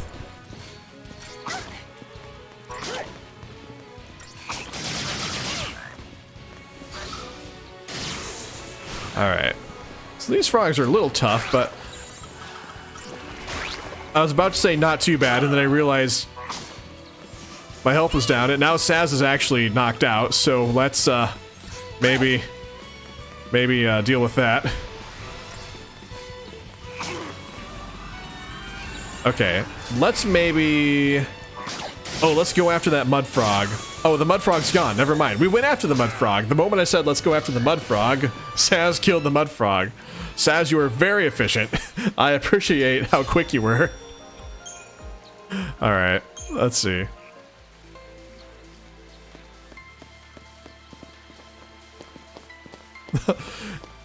Oh, Deadpan Sal, the whole parkour thing. I feel you on that, because like there was like an earlier stream where like Sazh could barely climb over like a small box, Now, if we regulate the weather, and we might yet be able to control these nasty critters. Oh, I don't want to get involved with that shell creature thing. Maybe let's not go that way. But then, yeah, later in the game, Sazh just like parkouring all over the place, and I'm just like, what? Sazh, you weren't able to do this a moment ago.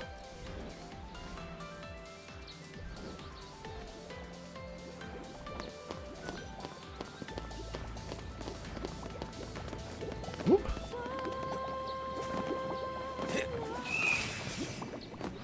You know what's interesting? One of the interesting things I learned about in my master's program is like, what is the academic definition of a game? And what I think is it's interesting to like read about various definitions of game that have been proposed over the years, especially against the backdrop of being in, like, seeing, like, on social media, like, how gamer culture is sometimes, like, very gatekeepy about, like, who is a gamer and who is not a gamer. Because, like, there are types of games where, like, some people might be like, oh, that's not really a game, but, like, by the academic definition of a game, it actually is. It is a game. So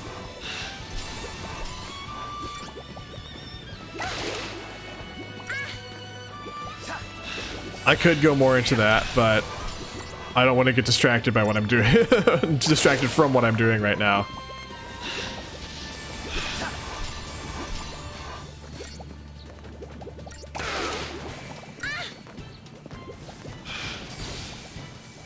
Maybe after I finish this battle, I might continue along that line of thinking.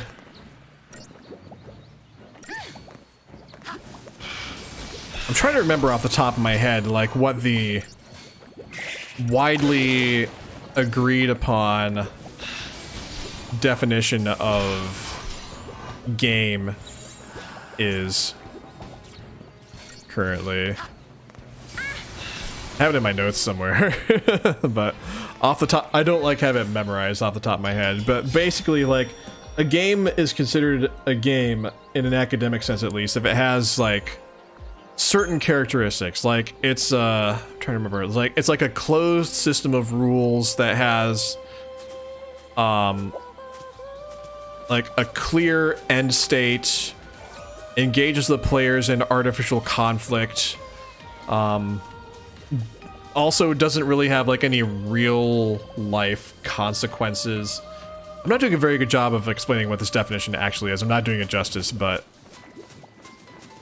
those are like some of the characteristics. But it makes a lot of sense.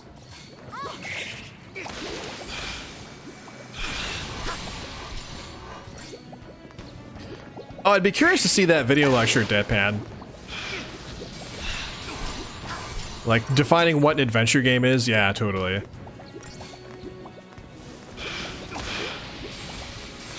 And I do think, however, it's an important exercise to define what a game is, because if you're going to have any sort of, like, academic or critical discussion of games, if you're going to conduct research on games, if you're going to develop games, you should, you know, first have a common understanding of what is it that makes a game. And then go from there.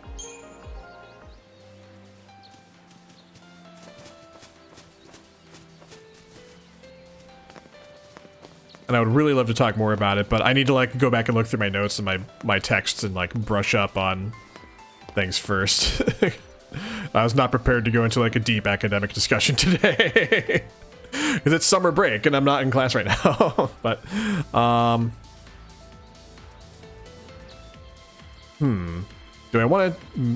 does the rain make this flying dragon thing go away? It looks like it does. It looks like they're retreating. Yep, different critters instead.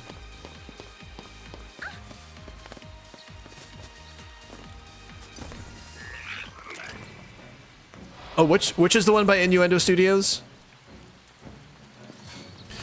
Oh, also, Deadpan, you mentioned Obra Dinn, and I looked that up the other day, and I watched the trailer for it, and I feel like Obra Dinn is a game that I might enjoy playing, because it's like, it seems like it's sort of like a mystery puzzle type game, if I was understanding correctly.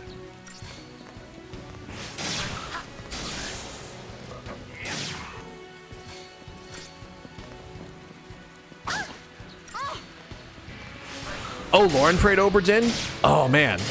I will have to ask her about it. Oh my gosh. Lauren and I, like, consistently end up mostly playing the same games on stream.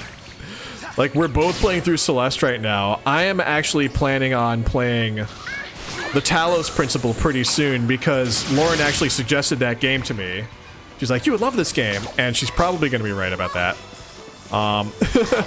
So she's played Return of the Obra Dinn.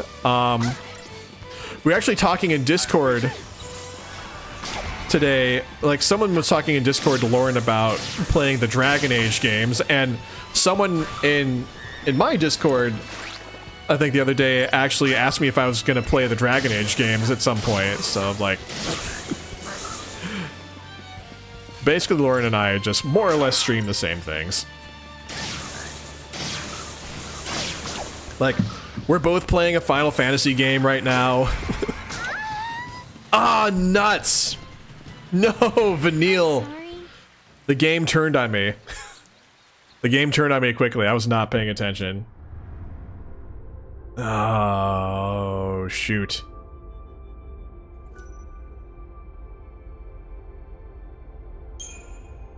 Oh my gosh. All right.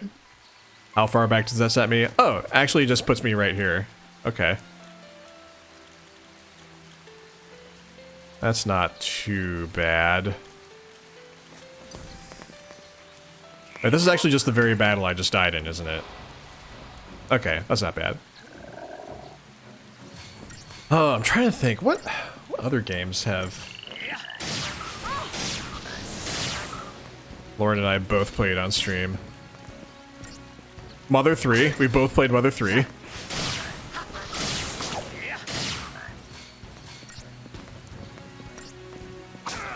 Nah, there's probably others, but I can't think of it right now.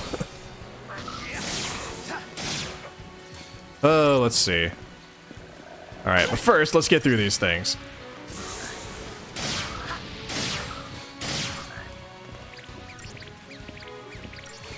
Oh, thanks, Deadpan. I'm really curious to see that video at some point. You know, that reminds me of another video I watched a while ago, because I was looking up some stuff on game literacy. Because that's an area I'm interested in researching more, is like what constitutes game literacy, and like maybe even go as far as, is there a way we can like identify principles of game literacy that might be helpful in like an educational setting.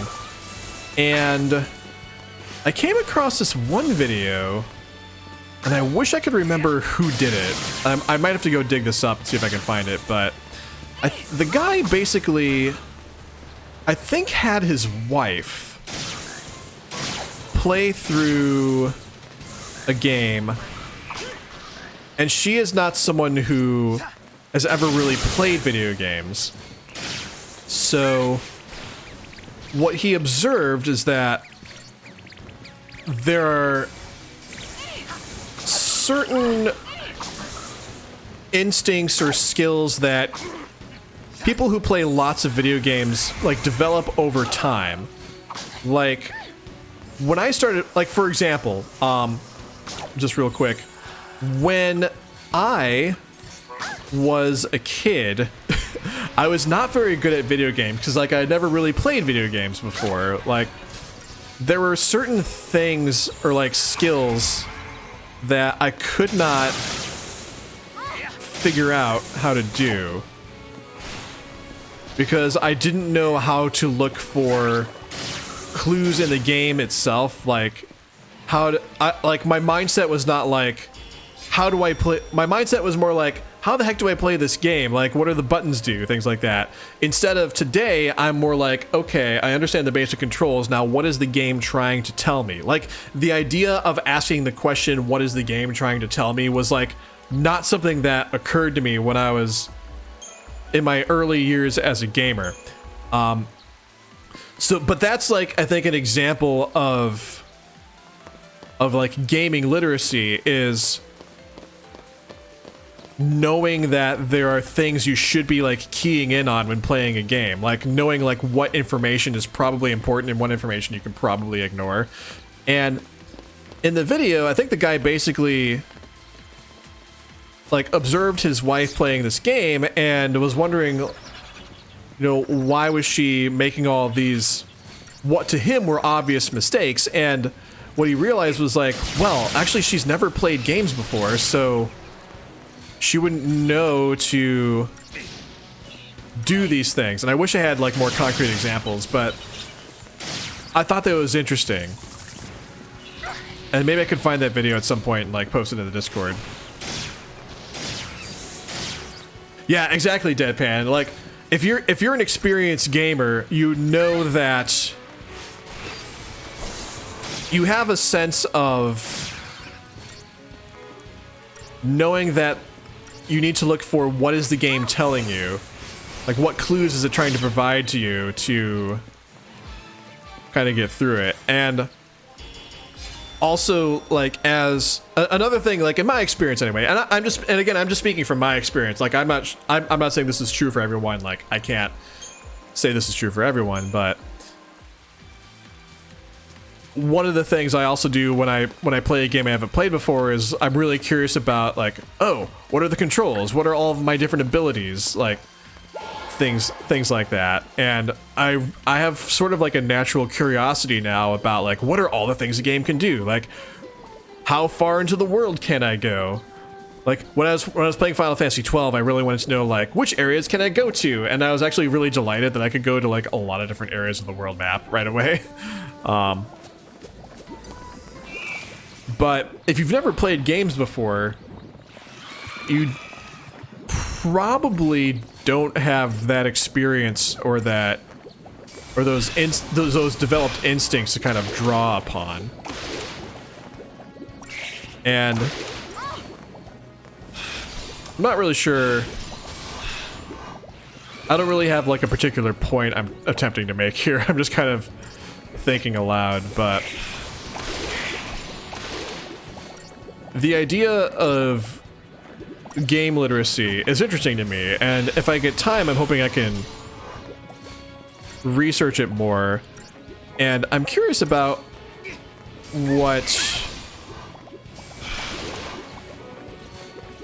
learning more about game literacy could teach us about other types of literacy too. Like, when I say literacy, I think most people might, when you hear the word literacy, I think most people might assume you mean like reading or something like that, but I believe there are like lots of different types of literacies. Like, there's not just reading literacy, there's also like mathematical literacy. There's like scientific literacy.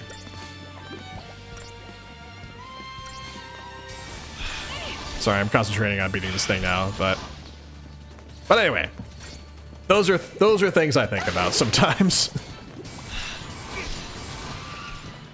A peek into the mind of me.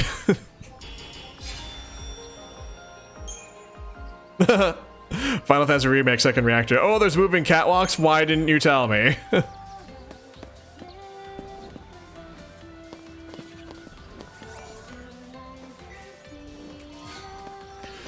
Ah, you thought it meant experience with a variety of games. This I'm taking more to mean ability to understand game theory. So, maybe Deadpan. I do know that. I don't know if I don't really think I mean game theory necessarily, because game theory actually is a particular branch of mathematics that has a lot to do with like probability, with some, I think, some calculus thrown in there and all that stuff. But Oh, okay, so DJ is giving us some good perspective as someone who's not a big gamer here. You just started playing Breath of the Wild, and you're also watching some Let's Play videos, and you see people doing things you couldn't figure out, or doing things in a completely different way, and your smooth brain is stunned. Yeah, that's... What I like about Breath of the Wild, DJ, is I feel like...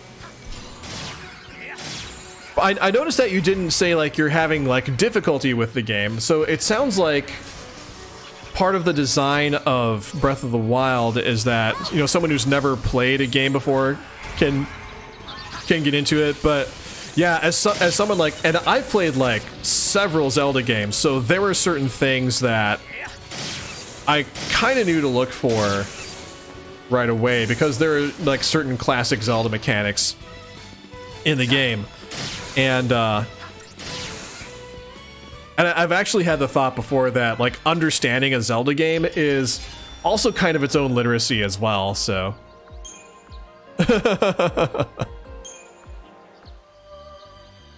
Yeah, Sterling, like proficiency I think is also a good term to use. And actually the whole literacy versus proficiency thing actually is like another debate in academia. I've read a couple of books that talk about like literacy and proficiency, and they can be used interchangeably in certain contexts. So, like I'm calling it game literacy, but like it's not like officially called that. It's just like what the name I've been giving it for lack of a better term. But yeah, proficiency is another way to think of it, certainly. And I actually think Zelda games almost come with like its own particular proficiency, because there are certain elements of Zelda games that always seem to be present. And if you've played enough Zelda games, you kind of get a sense of what to look for.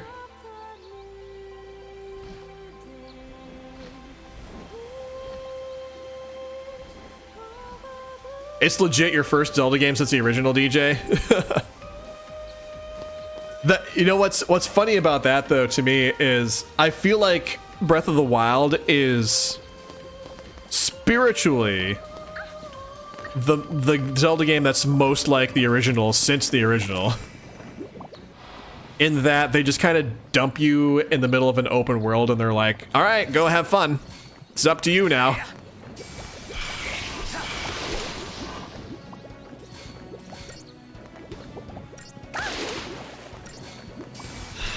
Oh, yeah, Deadpan, that's another good point. You know, adventure game mindsets. I think that's actually very similar to what I was saying earlier. Like, she knows how Sierra works. I've actually played, like, all of the King's Quest games, so I also have a sense of how Sierra works as well. But not how LucasArts works. Yeah, I can't really say I'm very well-versed in LucasArts games, because I've never played the Monkey Island games and things like that. But yes, that's a good point about Peasant's Quest, because Peasant's Quest is basically like a classic King's Quest, like old like King's Quest 1, 2, 3 type game. So that is an apt comparison. I think King's Quest V was actually my first game. Like when my parents got our first Windows PC, which ran on Windows 3.1. That's how old it was. Before Windows 95 was even a thing. It came with this pack of all these different computer games on CD-ROM, and King's Quest V was one of them. So I was like, what's this game? And so I installed it and played it, and that's how I got into the King's Quest series. 6 is the best one, in my opinion, but 5 is also a fun time. Graham, watch out! A poisonous snake! Oh, Cedric. Oh, you know what? 3 was so good too. Like of the older King's Quest games, I would say 3 is probably my favorite.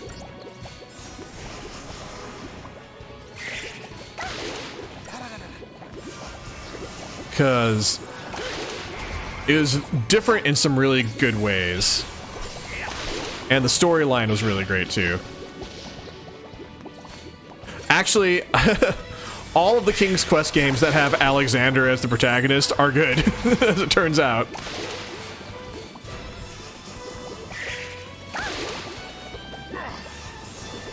Oh, you know what, Dave? I never played the Space Quest games. I might have to, like... If I ever get a chance to check those out, I don't know if I ever will, but... You accidentally save right before you get murdered on an escalator by someone you can't prevent that from happening. That's the last time you played a Sierra game? Oh, that's rough. DJ, as best as I can tell from old video games, I still have dysentery. Oh my gosh, Omdeed. That is a callback. That is an inside joke. Omdeed, Bear Arthur. For those of you who don't know, I've known Dave and DJ for almost 20 years.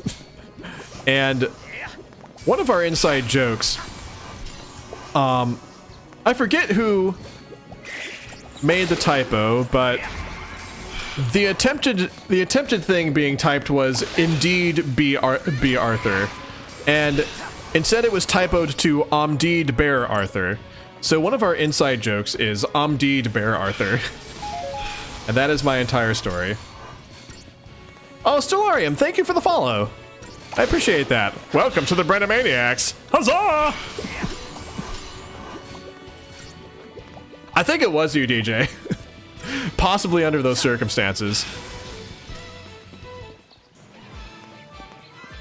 It was an inside joke in an online community we were all a part of a long time ago. So many happy caps.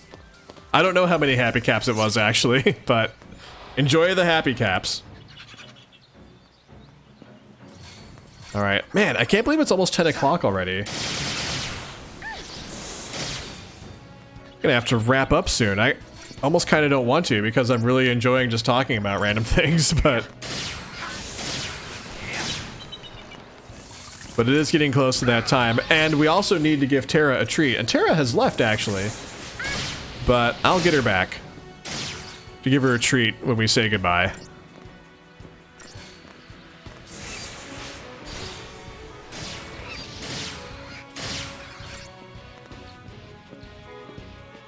First, we gotta take care of these gremlins.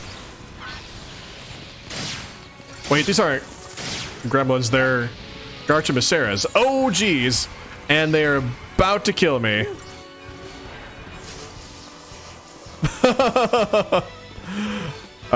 Dave is revealing something I once said drunkenly in college. So, Dave and I were visiting some friends of ours, and we'd had a few drinks, a non-zero amount of alcohol, and we have a friend who lives in Australia named Blake, and we were all talking to him on the phone, and I guess in my inebriation, I was handed the phone, and I was like, Blake, I have a serious question for you. How's Australia going? And then I probably was falling off the love seat. I tended to roll around and fall off things. Oh, goodness.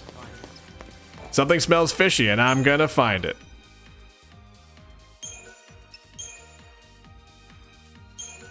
You're gonna get lunch, Stellarium? Alright. Well, that's awesome. Thank you for hanging out, and thank you for the follow, and hopefully seeing you again. I am playing Celeste at 8 p.m. at the same time tomorrow, 8 p.m. Eastern time, so that'll be my next stream. Alright, so we've hit a save point. And I would love to continue, but it's about 10 o'clock, and we also have a treat to give Tara because DJ spent his happy caps on giving Tara a treat. So give me a moment, everyone. I'll be right back, and then we will give the dog a treat, and then we will wrap things up for the evening. So don't go anywheres. I will be back in a moment.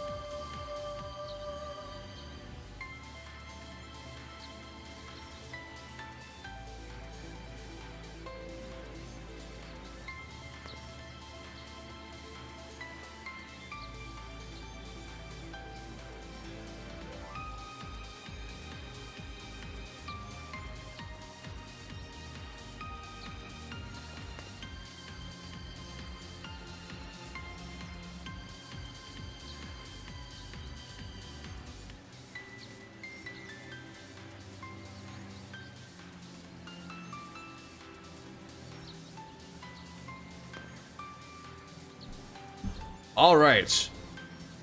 I am back. I have treats for the dog. And I just need the dog. Tara! Tara! Hold on, girl. All right, there she is. See if I can get her to do a high five. All right, Tara, high five? Wrong hand, maybe. Tara, high five? Tara, high five? Tara, what are you doing? Tara, sit. High five. Good girl. Oh, good girl. These treats are from DJ. Good girl. Good girl. Oh, thank you for the kisses, boo-boo. All right, actually, and let me bring the camera in closer so y'all can boop the snoot. Tara, look up at the camera, girl. Look up at the camera. Ah. All right, I don't know if I'm gonna get her to hold still, but boop the snoot or the top of her head or wherever you can touch on the screen. She's just sniffing the floor. Tara, hi girl. Oh, look at that snoot. Alrighty. Okay, friends. Well, let me get Pet Cam back in its little holder here. Alright, there we go. Look at that sweet pupper. Alright, friends, well, I'm gonna go ahead and... Dad, it's late. I'm tired. Boop off. Alrighty, friends. Well, I'm gonna go ahead and wrap things up here and get signed off. Thank you, everyone, so much for hanging out this evening. Thank you, everyone who came over from Lauren's stream for the raid. I appreciate that. I'll be back on tomorrow night at 8 p.m. Eastern Time with Celeste. I'm also, for any... MS Paint Adventures fans, Homestuck, etc. I've been reading through Problem Sleuth on Saturdays at noon Eastern Time, so that's going to be I'm going to be doing that again this Saturday, reading through the next few chapters of Problem Sleuth, and then we'll be back next Tuesday at 8 p.m. Eastern Time for more Final Fantasy XIII. Let me drop a few links in real quick before we go. I've got Twitter, I have YouTube, Tara has her own Instagram if you want to go look at Tara some more. And, of course, we also have Discord where we hang out outside of stream as well. Thank you so much, everyone, for hanging out tonight. Thank you for watching me kind of haphazardly play through these battles while I was rambling on about various topics related to video games and theorizing about the story and what's happening. I appreciate that. I will see you all next time. Take care of yourselves, friends. Stay healthy. Wear a mask when you go outside. Social distance. Do all those things. And enjoy the rest of your evening. Take care, friends.